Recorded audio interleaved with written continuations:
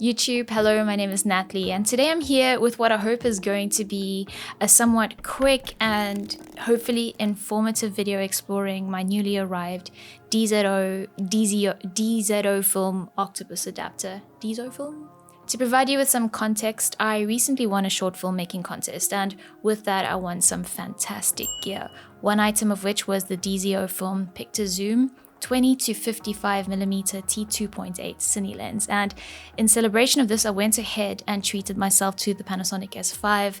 The shift to full frame was a fairly long time coming, so with that I also decided to invest in the DZOFILM Octopus PL to L mount adapter.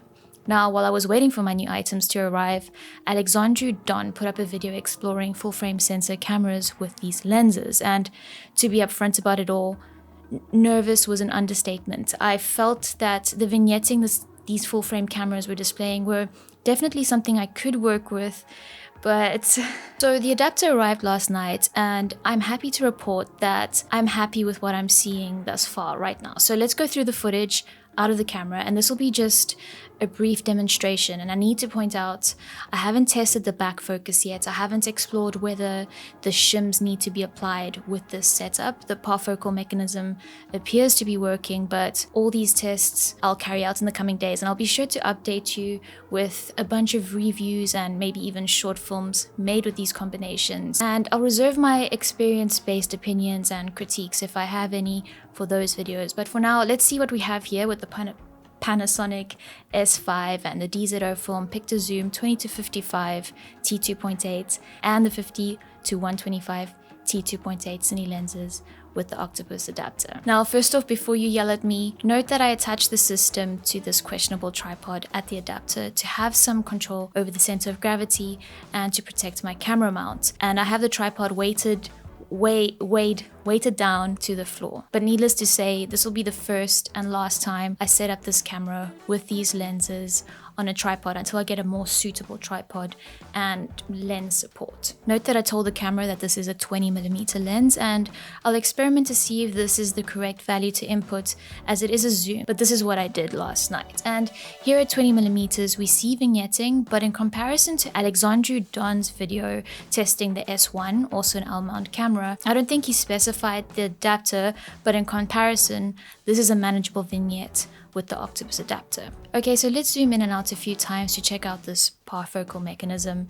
And everything I'm shooting for this part of the demonstration is just over a meter away from me. I'm guessing around 4 feet. I'll remind you that these lenses are officially described to have gentle sharpness with a moderate contrast and an organic look. And again, remember, I haven't yet tested the back focus and I haven't explored whether shims are needed for this setup, so please keep that in mind. But right off the bat, I can say that I am pleased with what I'm seeing right now. At 20mm, let's put me here and run a post-processing crop to remove the vignette, and you can decide for yourself whether this is workable or not. My original plan was to investigate whether I'd be better off shooting with the APS-C sensor mode, but after seeing this crop, I very quickly decided that won't be necessary for me. I think I'll be able to manage around the vignette cropping and post-processing and all that stuff. Moving on to the 50 to 125 t2.8, nothing has changed but the lens.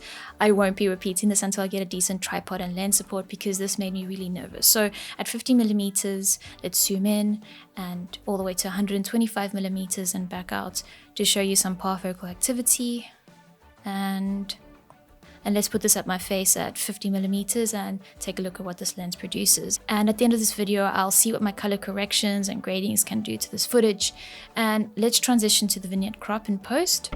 And again, you can decide for yourself whether this is a crop you find as an acceptable trade-off. Overall, the adapter fits well, and for the sake of honesty, the first adapter I received didn't fit. I returned it for an exchange, and this one, as you can see, fits snug.